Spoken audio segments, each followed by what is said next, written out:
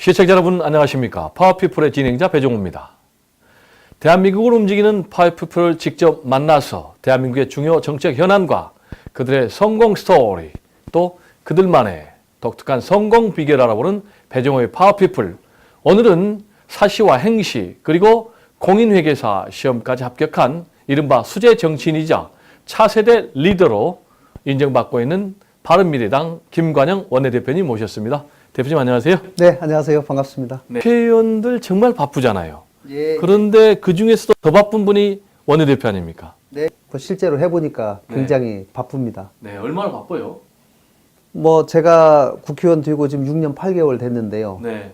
뭐 저는 국회의원 되고 나서부터 지금까지 아침 6시에 출근합니다. 네, 6시에 예. 출근을. 예, 매일 6시에 출근해서 운동하고 7시 반부터 일과를 시작하는데 저녁 11시까지 굉장히 빡빡하게 하루 일과가 짜 있습니다. 그런데 또 지역구가 군산이잖아요. 예, 예. 군산도 다녀오셔야 되고 예. 또 바른미래당 예. 국회의원들 다 예. 예. 지휘도 해야 되고 예. 공부도 하셔야 되고 굉장히 바쁜데 예. 그럼 시간 관리를 어떻게 하는지 비결이 궁금해요. 시간 관리가 이제 가장 중요한데요. 네. 보통 뭐 15분 단위, 30분 단위로 네. 하루 일과를 쪼개서 네. 이렇게 유용하게 쓸 수 있도록 준비하고 또 그렇게 계획해서 잘 관리하고 있습니다. 그렇군요. 이 바쁜 시간에 네. 이렇게 파워피플 나와주셔서 정말 감사드리고요. 예. 지금 원내대표로서 네. 이룩하신 성과가 참 많은 걸로 알고 있는데 예. 가장 자랑하고 싶은 예. 보람으로 생각하는 성과가 있다면 어떤 겁니까? 작년에 국회 특활비요. 네. 특수활동비가 사실 바른미래당 원내대표 같은 경우는 네. 뭐 현금으로 한 2,500만 원 나옵니다. 네. 뭐 두 당은 5천만 원 넘게 나오는데 네. 거부하고 네. 그것을 폐지시키는 데 앞장을 섰습니다. 네. 그래도 국민들과 언론이 도와주셔서 저 혼자 힘을 어떻게 하겠습니까? 만약에 두 당만 있었다면 두 당이 서로 그 좋은 거를 왜 포기하겠습니까? 그러니까요. 그러나 제 3당인 바른미래당이 앞장서서 이건 꼭 폐지해야 된다. 굉장히 의미 있다고 생각하고 국회에 네. 1년에 특수활동비가 약 65억 원 정도 있다가 약 5억 원 남겨놓고 지금 다 없어졌습니다. 네. 그러니까 우리 정치사에 남을 예. 기록될 획기적인 그런 특권 내려놓기를 하셨는데 2,500만 원을 지금 포기한 거 아니에요? 예. 그러면 밥도 못 사겠는데요? 답은 이제 다른 업무 추진비가 조금 나오니까 네. 그걸로 할 수는 있는데 그 외에 이제 그 돈을 받으면 뭐 제가 직접 갖는 게 아니라 네. 뭐 원내 수석 부대표한테 얼마, 원내 부대표한테 얼마 이렇게 소위 활동비로 이렇게 지급하는 공식이 있습니다. 네. 뭐 그런 식으로 하는데 이제 그걸 못 주는 거죠. 네. 다른 의원님들 어떤 활동할 때 좀 격려도 하고 이런 걸 해야 되는데 그런 걸 못 하는 건 좀 사실 좀 제약이 되는데 네. 그럼에도 불구하고 국민 눈높이에서 본다면 네. 국회의원이 나라에서 월급이 나오는데 다른 일 한다고 추가적으로 돈 더 주는 것은 좀 안 맞다. 네. 그리고 그것도 또 현금으로 별도로 주는 거는 좀 맞지 않다. 이런 건 과감하게 내려놔야 되겠다. 이런 생각을 하게 된 겁니다. 그렇습니다. 특수활동비를 뭐 어떤 분은 가정의 생활비로 써가지고 또 국민들의 지탄을 받기도 했는데 이번에 좀 정치 얘기 좀 해볼까요? 예. 우리 문재인 대통령 얘기 좀 해볼까요? 예. 문재인 대통령 예. 잘하고 있는 것은 무엇이고 예. 고쳐야 될 거는 뭐라고 생각하세요? 문 대통령께서 굉장히 이 남북 문제 참 잘하고 계신 것 같아요. 네. 이 부분은 어쨌든 이제 한반도의 새로운 평화 시대를 네. 도래하기 위한 새로운 전기를 마련한 것은 그건 평가할 만하고 네. 그거는 박수 받을 만한 일이라고 생각합니다. 네. 다만 앞으로 비핵화 문제에 대해서 좀 더 관심 기울이고 네. 또 남북 관계가 개선됨에 따라서 특히 대한민국의 안보 상황이 해이해지지 않도록 네. 조금만 주의를 더 기울이신다면 네. 저는 대한민국 먼 역사에도 굉장히 큰 족적을 남길 수 있는 그런 대통령이다라고 생각을 하고요. 네. 다만 지금 경제가 어렵습니다.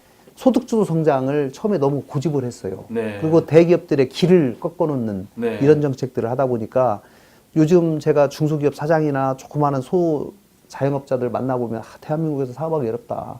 이제 떠나야 되겠다 이런 얘기들을 많이 합니다. 네. 결국은 기업의 길을 살려주는 이런 것들이 굉장히 중요한데 그것은 결국은 야당의 그런 목소리에 대해서 경청하는 그런 네. 노력을 좀 더 기울여야 되겠다. 만약에 예.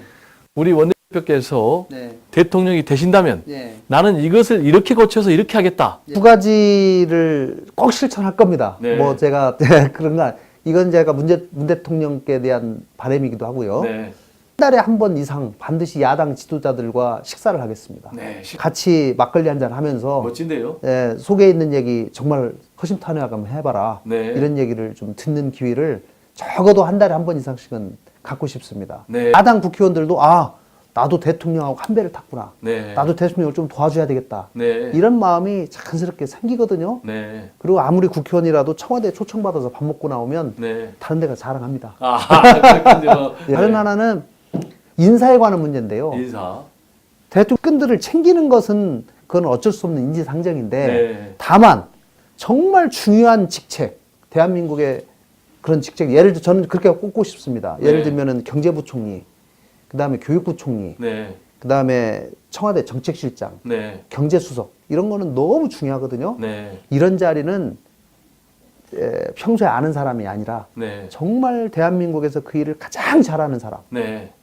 최고의 전문가를 뽑아서 그 자리에 앉혀놓는 것이 대한민국의 장래를 위해서 중요하다. 그래서 대통령께서도 사실은 취임하실 때 나를 지지했는지 여부와 관계없이 적재적소의 사람을 배치하겠다. 내가 삼고초려를 해서라도 데려오겠다. 이렇게 얘기했는데 네. 제가 볼 때는 삼고초려 하신 분은 한 분도 없는 것 같아요. 네. 아직은.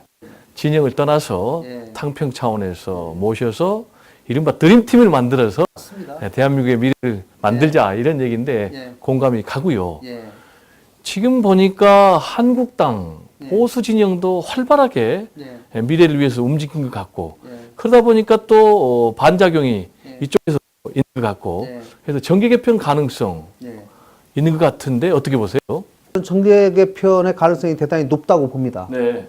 왜냐하면 이제 선거가 가까워질수록 진보와 보수로 양쪽으로 이렇게 집결하는 그런 경향을 보이고 있고 네. 제3당이 제대로 자리 잡지 못한다면 또 3당이 아예 공중분해될 가능성도 있는 것이거든요. 네. 진보는 진보대로 또 보수는 보수대로 나름대로의 지금 물밑 작업들을 상당히 하고 있다고 보고요. 네. 이런 것들이 자유한국당 전당대회가 끝나는 시점이 지나면 그 전후를 통해서 네. 상당히 가시화되지 않을까 싶습니다. 네, 정계 개편의 가능성이 매우 높다. 그리고 그 시점은 자유한국당 네. 전당대회 이유가 될 것이다. 네. 이렇게 말씀해 주셨는데 네. 그러다 보면 다시 옛날에 양당 구조로 네. 가는 거 아닙니까? 그럴 가능성도 뭐 전혀 배제는 못하죠. 네. 그러나 지난 20대 총선에 네. 제3당의 성공 경험이 있습니다. 네. 소위 국민의당 출신들에게는. 네. 그렇기 때문에 그리고 그 3당의 필요성 또 그리고 또 3당의 역할에 대해서 눈으로 목도를 했기 때문에 네. 그래도 이 길을 끝까지 지키면 국민들이 상당히 지지해 줄 것이다 라고 하는 네. 신념이 있고 중도 진보나 중도 보수 네. 이 세력이 제가 볼 때는 약 25% 정도는 있거든요. 네. 특히 지금의 선거제도가 그대로 유지된다고 하면은 이 사람들이 소선거구에서 살아남을 가능성이 그렇게 높지는 않지만 네. 그렇기 때문에 선거제도 개혁을 통해서 연동형 비례제도가 된다고 하면 네. 만약에 연동형 비례제의 핵심은 20%를 얻으면 의석수도 20%를 가져가는 거거든요. 네. 그렇게 만약에 선거제도가 개혁된다고 하면은 저는 엄청난 변화가 있을 것이라고 생각합니다. 그렇군요. 선거 제도 개혁을 통해서 네. 엄청난 변화가 있을 것이다. 그러기 위해서 반드시 연동형 비례대표제가 돼야 된다. 거꾸로 말씀드리면은 이제 두 거대 야당은 싫은 거죠.